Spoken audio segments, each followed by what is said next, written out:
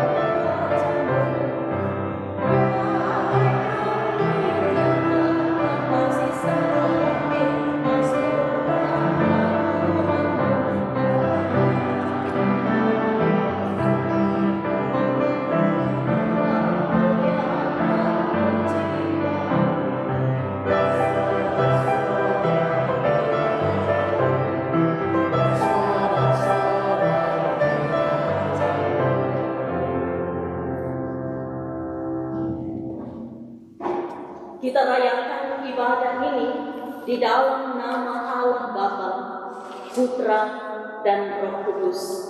Wir feiern unseren Gottesdienst im Namen Gottes des Vaters und des Sohnes und des Heiligen Geistes. Amen.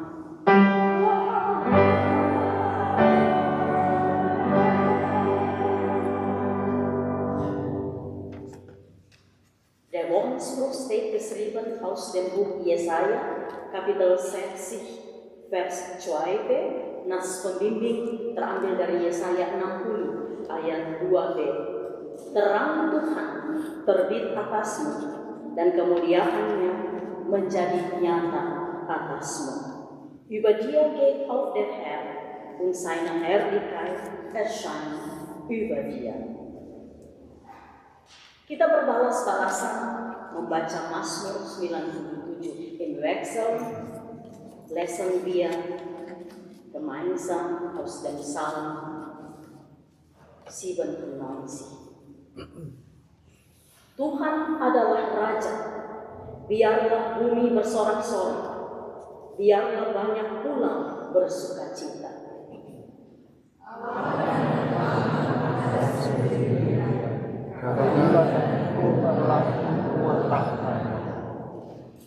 Api menjalar di hadapannya dan menghanguskan para lawannya sekeliling. Kilat-kilatnya menerangi dunia, bumi melihatnya dan gemetar. Gunung-gunung seperti ini di hadapan Tuhan, di hadapan Tuhan seluruh bumi. Langit memberitakan keadilannya, dan segala bangsa melihat kemuliaannya. Inilah kebenaran. Dia orang-orang yang bisa akan melepaskan mereka dari tangan orang-orang fasik. Terang sudah terbit bagi orang benar, dan sukacita bagi orang-orang yang tulus hati. Bersukacitalah hai orang-orang benar, dan kita syukur bagi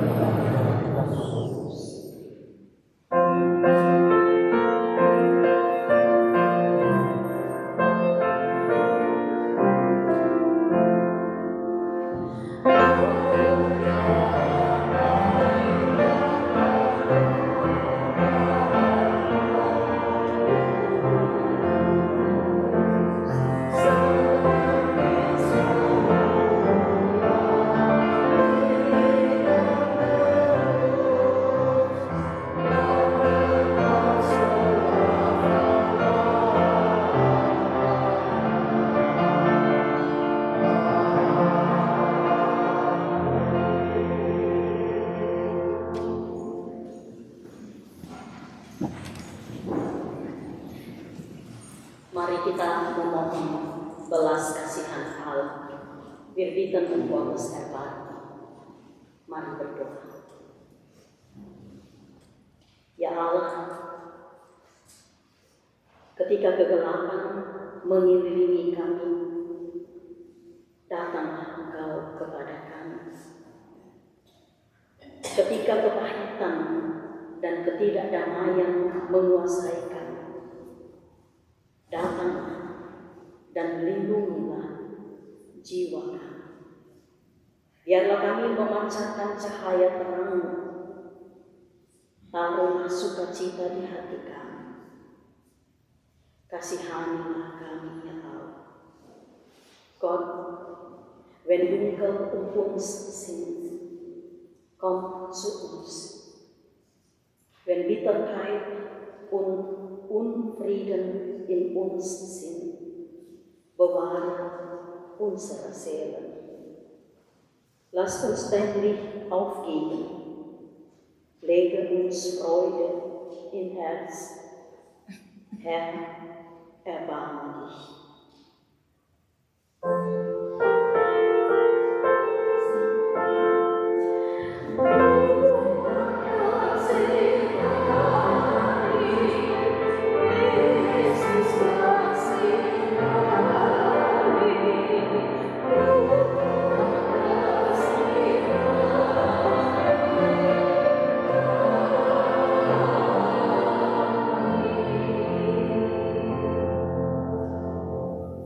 Firman Tuhan dari Mazmur 97 ayat 12 mengajak kita, demikian bunyinya, bersukacitalah hai orang-orang benar, dan nyanyikanlah syukur bagi namanya yang kudus. Freut euch über Gott und dankt ihm und preist seinen heiligen Namen. Halleluja.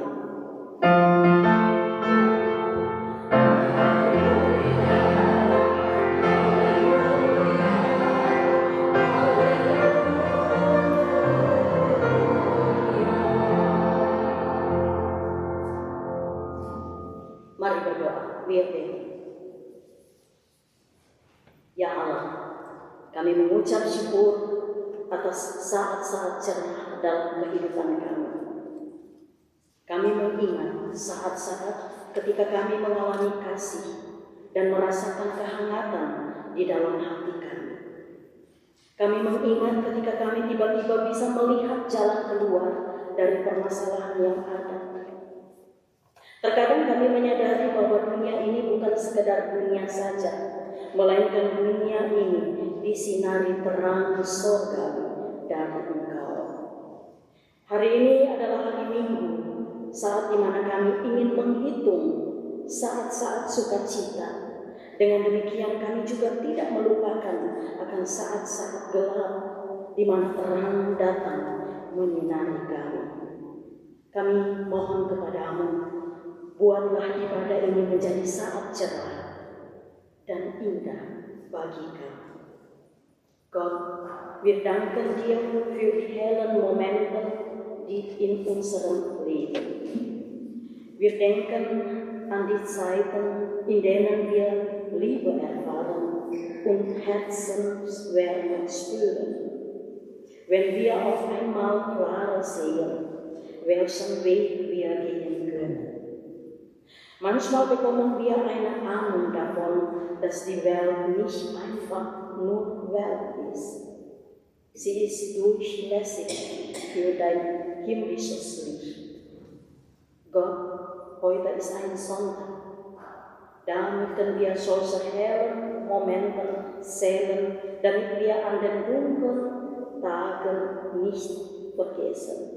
Es gibt Licht. Wir bitten dich, mach diesen Gottesdienst zu einer hellen Stunde für uns. Amen. Kita mau mendengar Schriftlesung. Wir hören die Schriftlesung aus Matthäus Evangelium Kapitel 17, Verse 1 bis 9.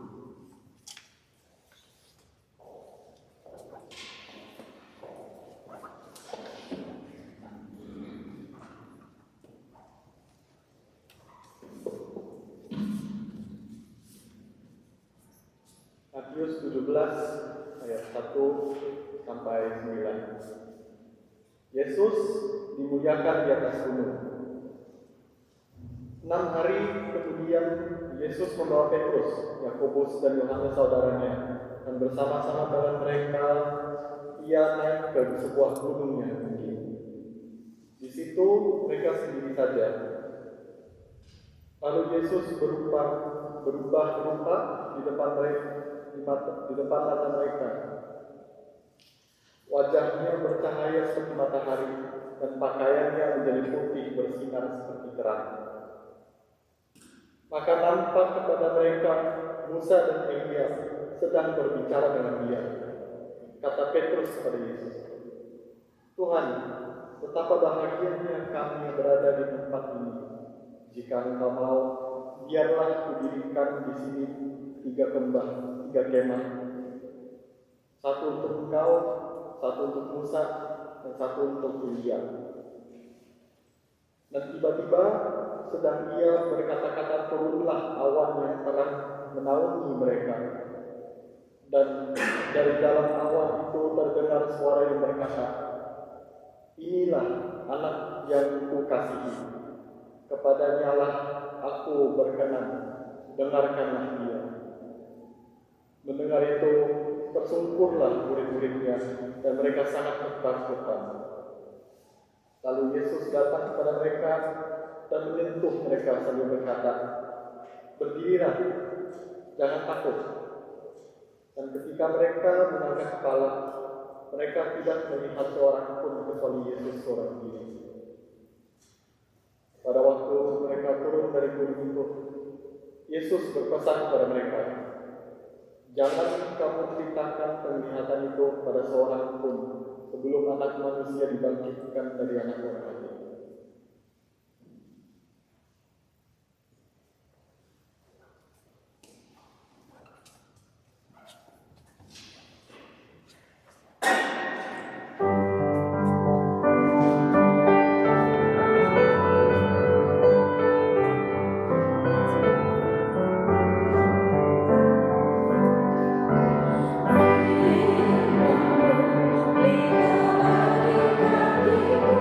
Lihat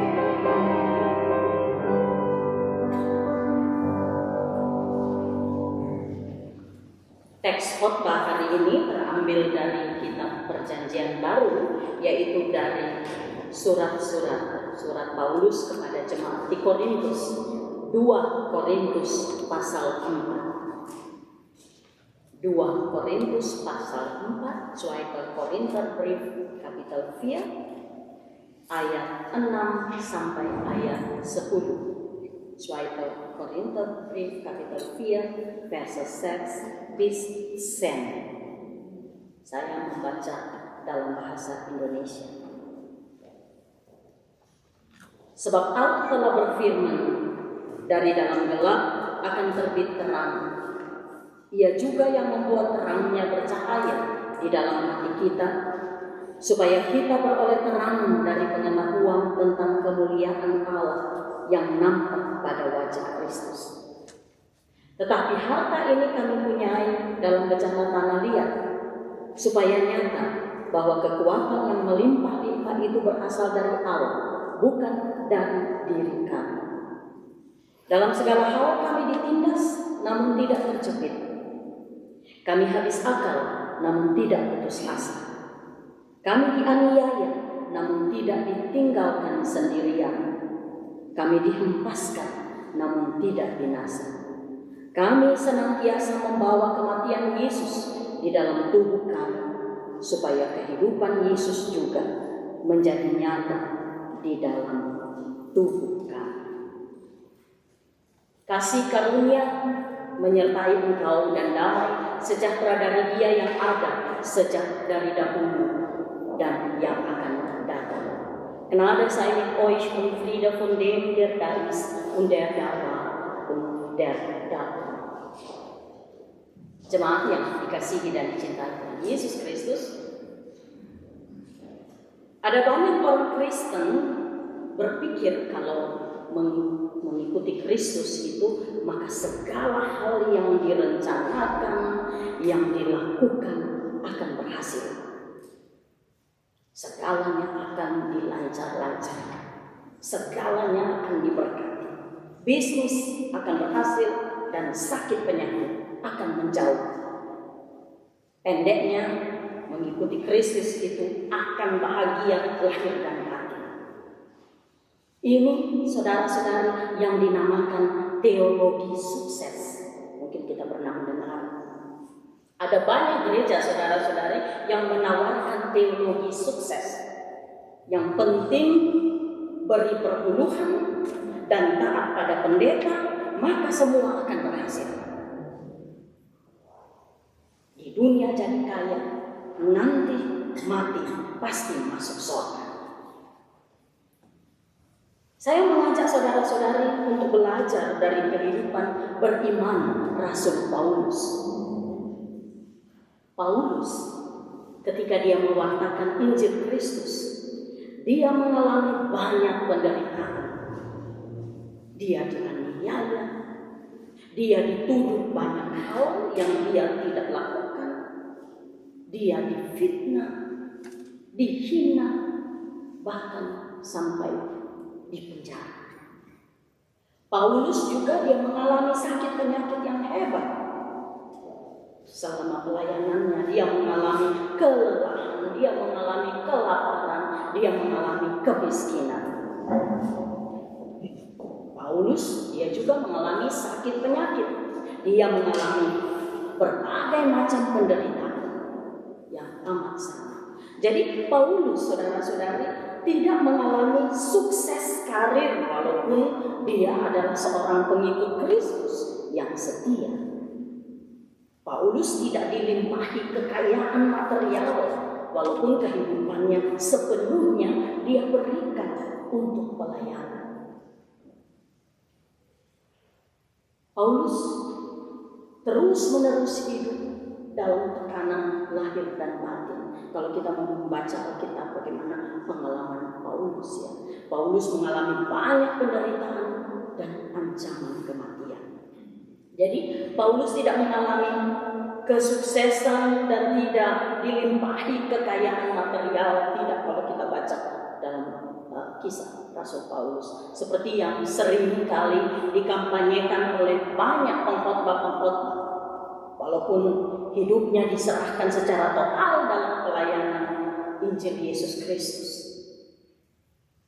Pertanyaan di sini, mengapa Rasul Paulus mampu bertahan dalam tekanan hidup yang hebat? Mengapa semangat melayaninya begitu besar padahal tubuhnya semakin lemah?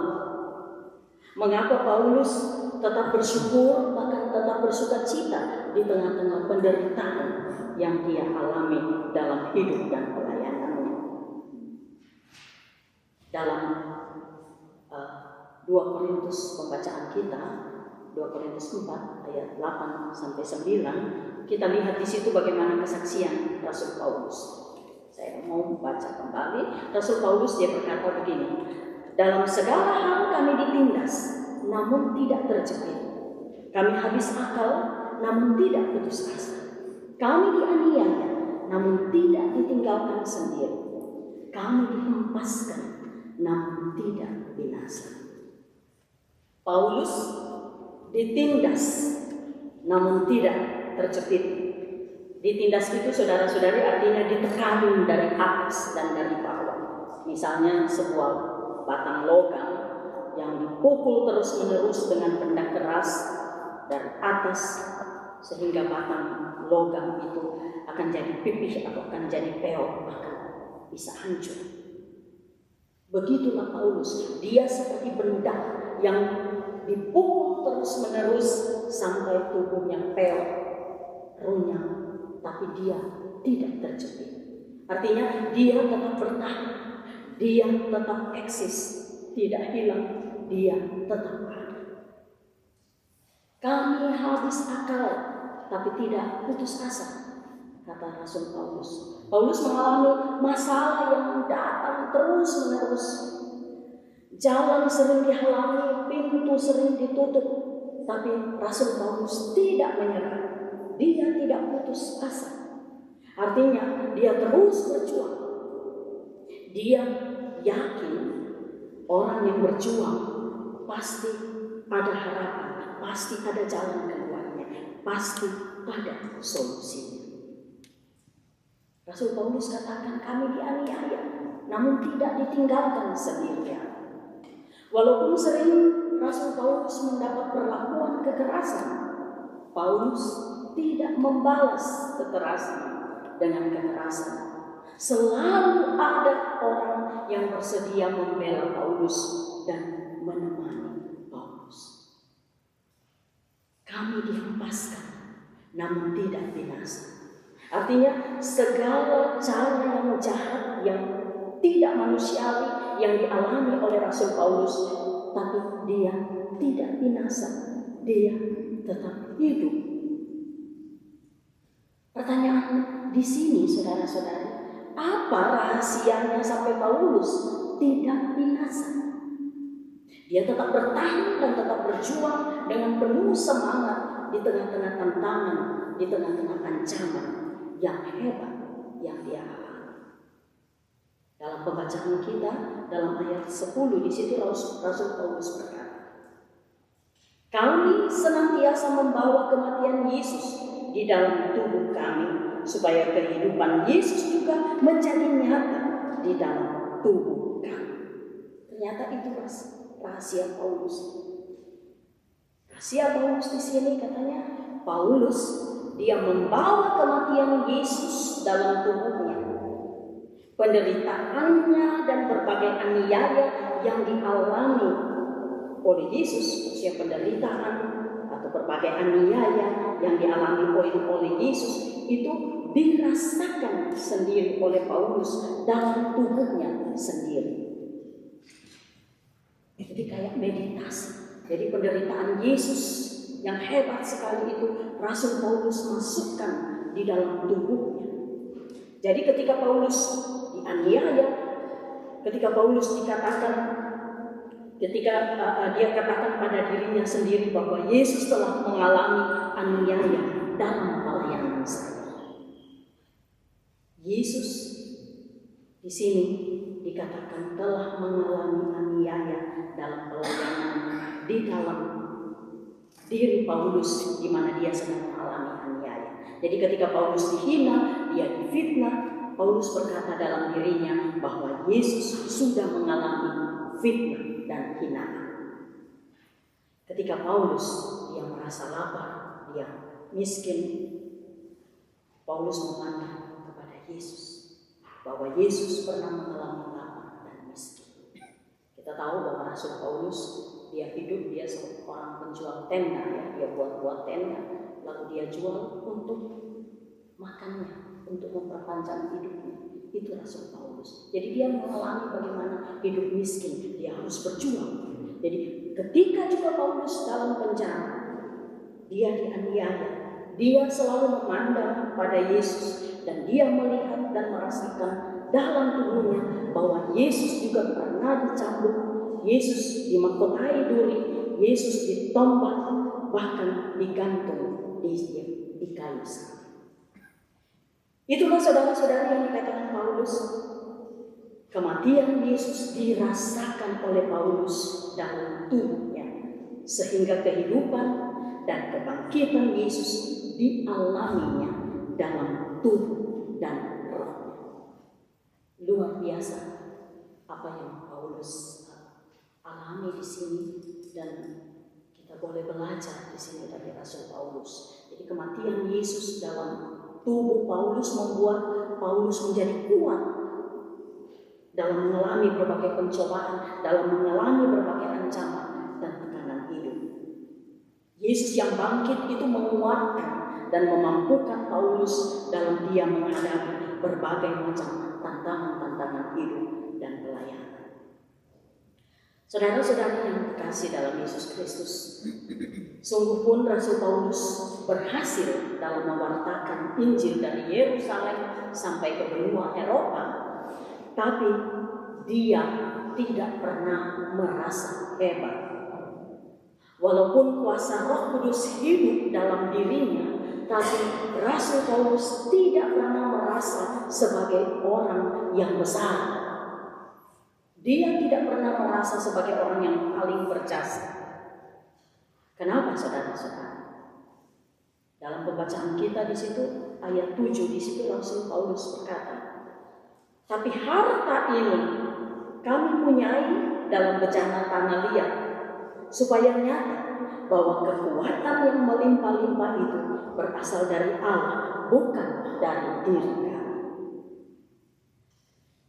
Kemampuan untuk bertahan dalam penderitaan dan tekanan hidup disebut Paulus sebagai harta. Tapi harta yang dimiliki Paulus ini bukan disimpan dalam berangkas besi yang tahan api, tapi harta itu disimpan dalam bejana tanah liat. Kita tahu ya apa itu bejana tanah liat. Bejana itu biasanya dipakai sebagai tempat untuk menyimpan air atau tempat fase yang bunga. Nah, karena bejana ini terbuat dari tanah liat, maka dia gampang pecah. Selalu dijaga, jangan sampai jatuh atau bersentuhan dengan benda keras lainnya. Bejana ini akan hancur. Jadi kemampuan Rasul Paulus dalam menghadapi pencobaan, dalam menghadapi tekanan, penderitaan hidup itu ada dalam bejana tanah liat yang gampang pecah dan hancur. Jadi di sini Rasul Paulus bukan seorang yang superhero, dia bukan orang yang kuat, bukan orang yang hebat. Dia adalah orang yang lemah, dia orang yang ringkih seperti bejana tanah liat. Tidak ada yang bisa dia banggakan, tidak ada yang bisa dia tinggikan. Walaupun Paulus sudah berbuat banyak, saudara-saudari, tapi dia tidak pernah menyombongkan diri. Walaupun jasanya besar, tapi dia tidak pernah merasa sebagai orang yang telah berjasa besar, berbuat besar. Pelajaran yang bisa kita petik dari Rasul Paulus adalah ketika tekanan semakin besar dialaminya, semakin besar pula perjuangannya. Semakin tinggi intensitas penderitaan, semakin besar dan semakin berkobar iman Rasul Paulus kepada Allah di dalam Yesus Kristus. Semakin pintu-pintu ditutup, semakin dihalangi jalan-jalan yang akan dia lalui, semakin besar dan semakin menyala pengharapan Rasul Paulus. Artinya, bagi kita tidak ada kata menyerah dalam hidup ini. Teruslah berjuang. Pengharapan selalu tersedia bagi Anda. Yang kita butuhkan adalah ketekunan dan kesabaran. Pasti ada waktunya yang tepat dan yang indah bagi saudara-saudara. Tapi kita harus ingat, ketika saudara-saudari melewati segala rintangan, bisa kalian hadapi itu, jangan kita jadi sombong. Karena ketika saudara-saudari meninggikan diri menjadi rasa saya hebat, pada saat itulah kamu jatuh. Disitulah kejatuhan saudara-saudari, ketika saudara-saudari merasa aku bisa dan aku menjadi sombong. Rasul Paulus dalam hidup dan pelayanannya, dia hanya meninggikan Allah di dalam Yesus Kristus, sementara dirinya merasa semakin kecil dan semakin rendah. Itulah saudara-saudari iman yang sejati.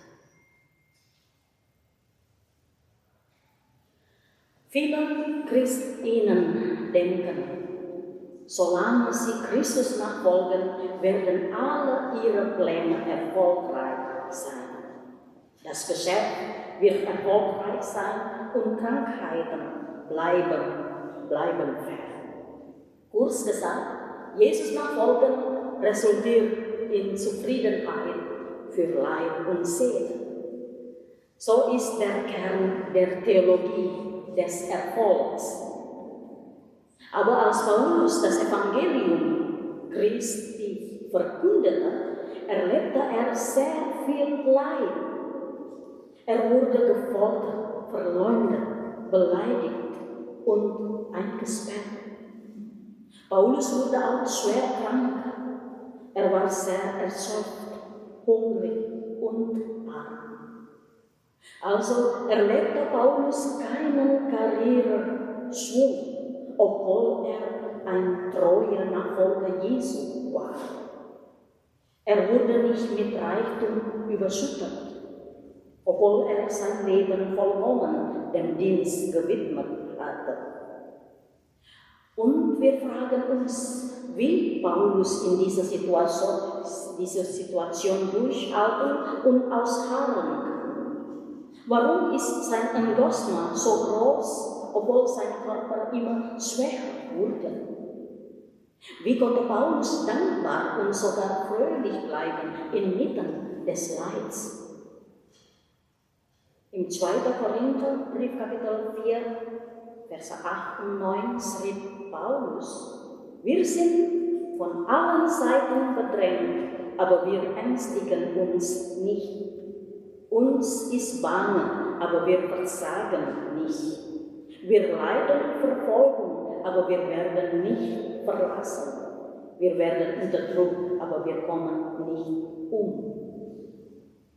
Was ist das Geheimnis dahinter, dass Paulus inmitten der überwältigenden Herausforderungen und Leiderfahrungen so engagiert bleiben konnte und nicht umkommt? Weiter im Text schrieb Paulus: Wir tragen allezeit das Sterben Jesu an unserem Leibe, auf das auch das Leben Jesu an unserem Leibe offenbar werde.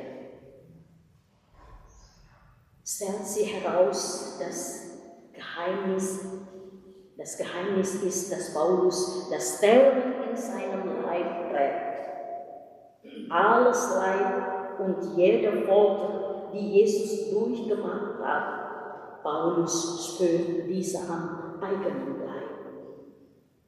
Und weil Paulus das Sterben Jesu in sich trägt, erfährt er auch die Auferstehung Jesu. Jesus, der auferstanden ist, stärkt und befähigt Paulus in seinem Dienst. Aber obwohl Paulus es geschafft hat, das Evangelium von Jerusalem bis Europa zu verkünden, hat er sich nie großmütig gefühlt. Im 2. Korinther 4, Vers 7 schrieb Paulus: Wir haben aber diesen Schatz in irdenen Gefäßen, auf das die überschwängliche Kraft von Gott sei und nicht von uns. Die Kraft durchzuhalten beschreibt Paulus wie einen Schatz. Aber dieser Schatz, schrieb er, wird nicht in einem feuersicheren Tresor aufbewahrt, sondern in einem Tongefäß. Dieses Tongefäß zerbricht leicht. Wenn es gegen etwas Hartes stoßen würde es zerbrechen. Paulus' Fähigkeit, Versuchungen, Druck und Leid zu begegnen, befindet sich in irdenen Gefäßen, die zerbrechlich sind. Also ist Paulus kein Superheld. Er ist nicht besonders stark oder außergewöhnlich großartig. Er ist genau so schwach und zerbrechlich wie ein Tonkrug. Es gibt nichts, wofür er sich rühmt, nichts, was er in den Himmel lobt. Obwohl Paulus so viel erreichen kann, er bläst sich nicht auf. Obwohl sein Verdienst groß ist, sieht er sich nicht so. Von Paulus können wir lernen, je größer der Druck auf ihn lastete, desto größer wurde auch sein Kampf. Je intensiver sein Leid wurde, desto heißer brannte sein Glaube an Jesus. Je mehr die Türen und Wege sich vor uns verschließen, desto größer und heller wird die Hoffnung. Damai sejahtera Allah yang melampaui segala akal akan memelihara hati dan pikiranmu di dalam Kristus Yesus. Der Friede Gottes, welcher höher ist als alle Vernunft, bewahre unsere Herzen und Sinne in Kristus Yesus. Amin. Kita menyanyi sinar fajar yang bakar.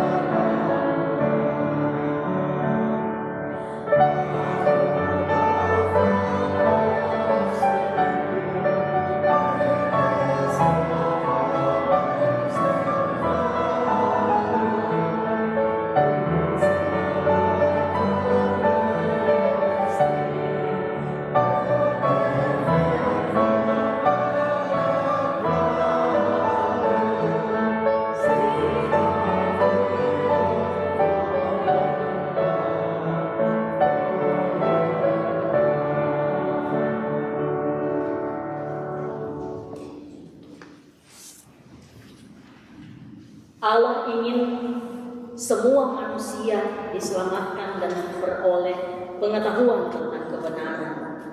Karena itu ada satu Allah dan satu pengantara antara Allah dan manusia, yaitu Kristus Yesus, yang memberikan dirinya sebagai tebusan bagi semua orang. Karena itu, marilah kita mengakui iman kita sesuai dengan pengakuan iman rasuli yang menghubungkan kita dengan orang-orang Kristen di seluruh dunia. God will, dass allen Menschen geholfen werde, und sie zur Erkenntnis der Wahrheit kommen. Denn es ist ein Gott und ein Mittler zwischen Gott und den Menschen, nämlich der Mensch Christus Jesus, der sich selbst gegeben hat für alle zur Erlösung. Lass uns unseren Glauben bekennen nach apostolischem Glaubensbekenntnis, der uns mit den Christinnen in aller Welt verbindet. Aku percaya kepada Allah, Bapa yang Maha Kuasa, paling baik dan kepada Yesus Kristus, yang akan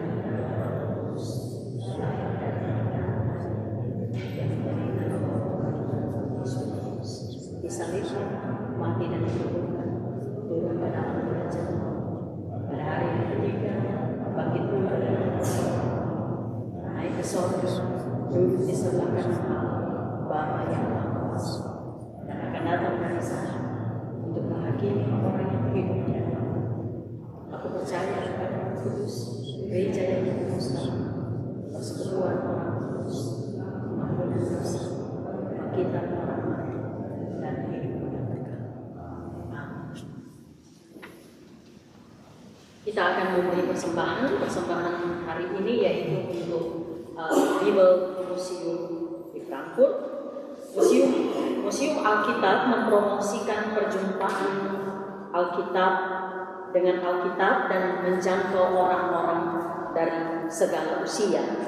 Konsep yang berorientasi pada pengalaman ini membangkitkan minat anak-anak dan remaja khususnya, dan juga menarik bagi orang-orang yang hanya mengetahui sedikit atau tidak sama sekali tentang Alkitab.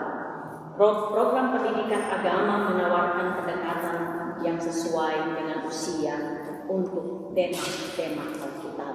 Itu tujuan persembahan kita hari ini, yaitu untuk Museum Alkitab di Frankfurt. Kita sudah, anak-anak kita, senioran juga sudah pernah mengunjungi Museum Alkitab. Mungkin pemuda-pemudi Junge Erwachsen juga bisa memprogramkan tahun ini untuk mengunjungi Museum Alkitab.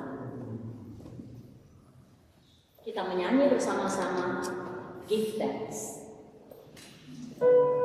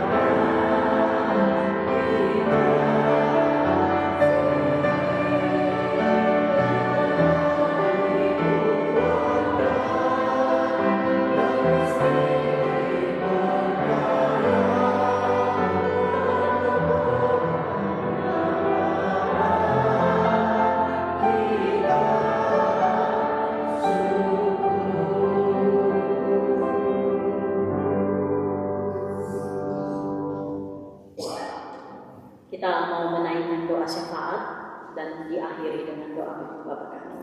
Wir wollen füreinander und miteinander beten und anschließend mit dem Gebet Jesu, Vater unser. Mari kita berdoa.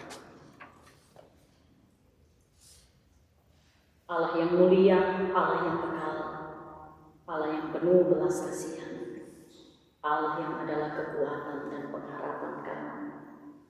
Kami bersyukur untuk ibadah yang kami boleh rayakan saat ini dan untuk firman. Berkatilah ibadah kami, berkatilah firman-Mu. Kiranya apa yang kami lakukan ini akan menjadi berkat dalam kehidupan kami yang ada di depan kami.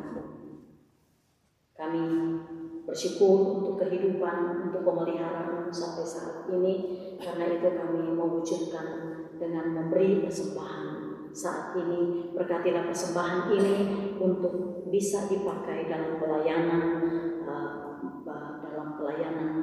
Museum Alkitab di kota Frankfurt yang bisa memberi pemahaman tentang Alkitab pada orang-orang yang mengunjungi.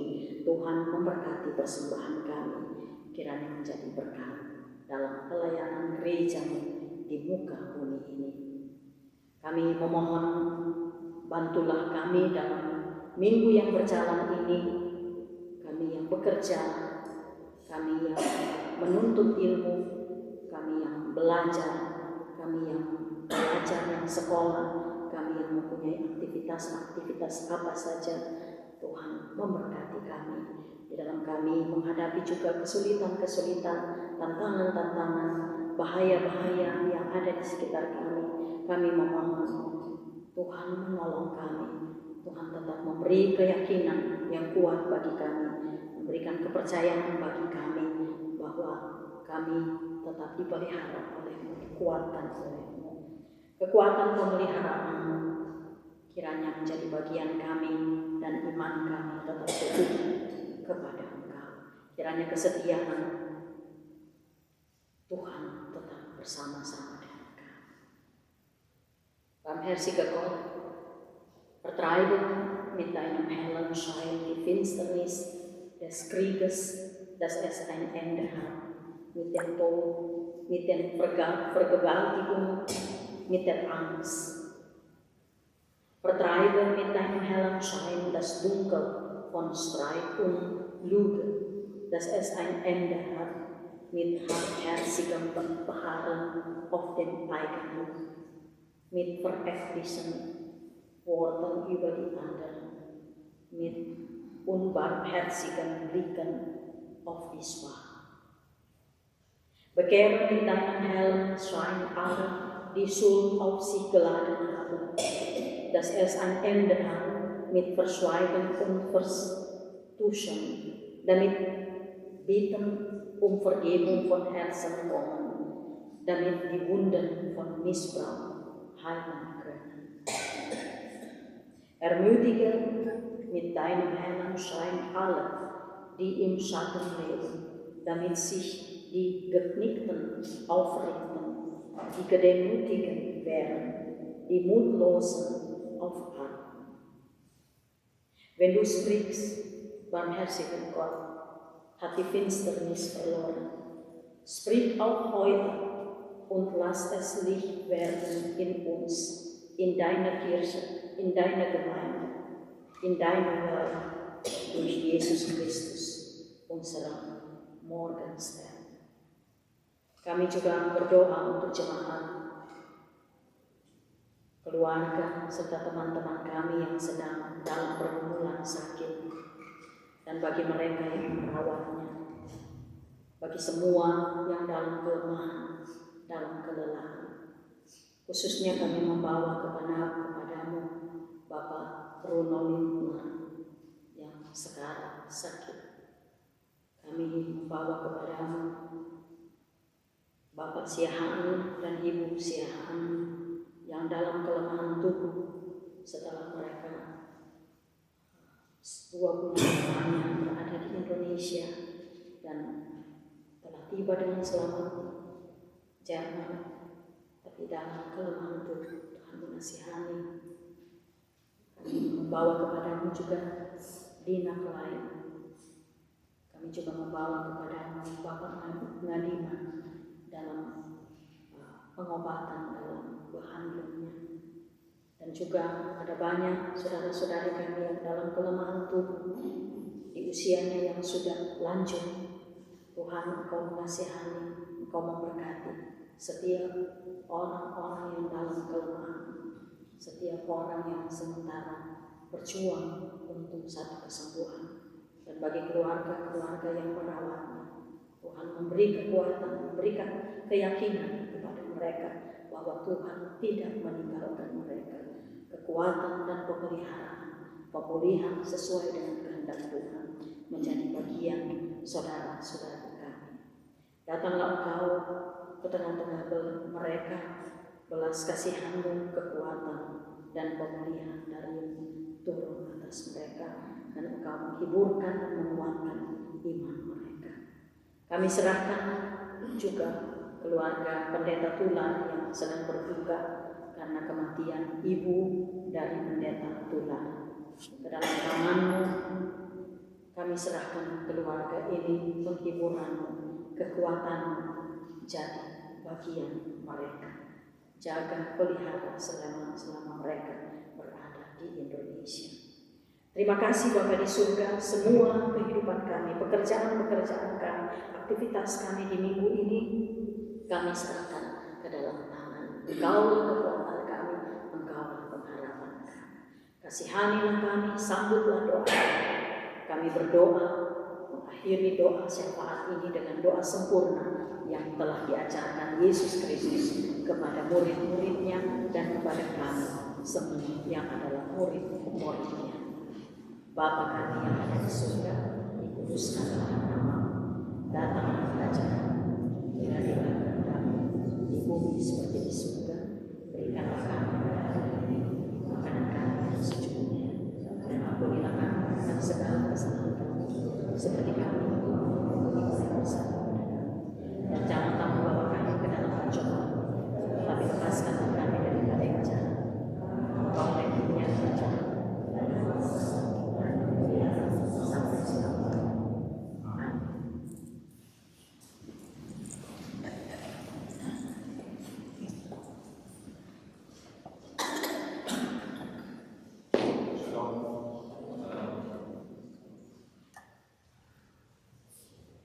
Ucapkan kepada semua teman saudara-saudari di dalam ibadah ini, terutama kepada orang yang pertama kali ikut ibadah kita. Semoga kita akan bertemu di minggu-minggu yang akan datang. Erstmal ein herzlich willkommen an alle und vor allem an diejenigen, die zum ersten Mal in unserem Gottesdienst teilnehmen. Wir hoffen, dass wir euch auch in den kommenden Wochen wieder treffen werden.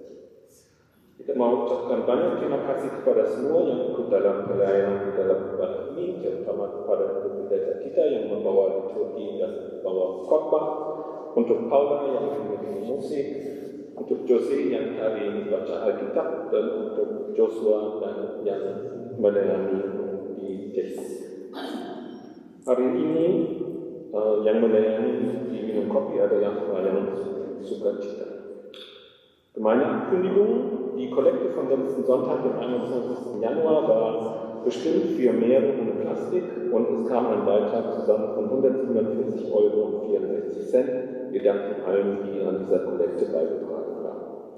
Die heutige Kollekte ist, wie die Junita vorhin gesagt hat, für die Arbeit der Frankfurter Bibelgesellschaft bestimmt.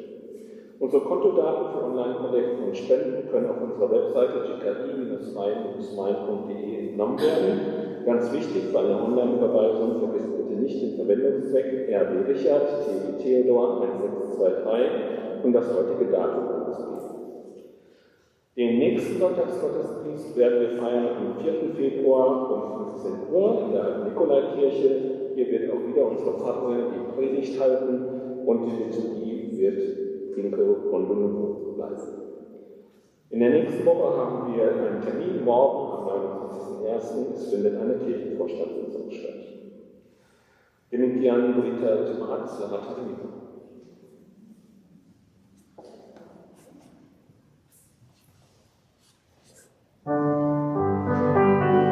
Silakan berdiri.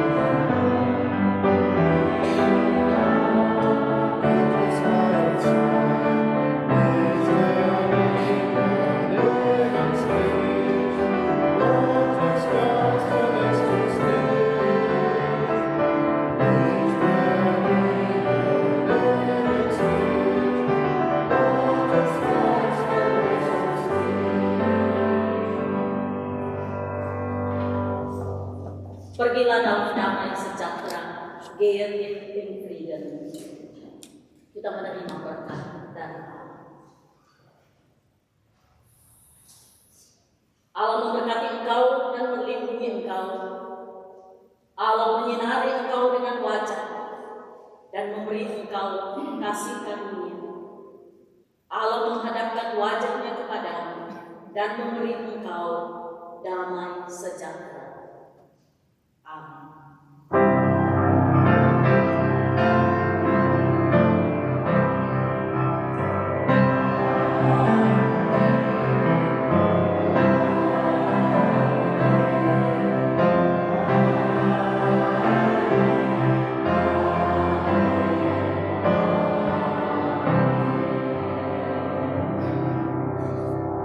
Silakan duduk. Dengan tenang kita mau mendengar musik dari Paul. Selamat hari Minggu, Tuhan memberkati.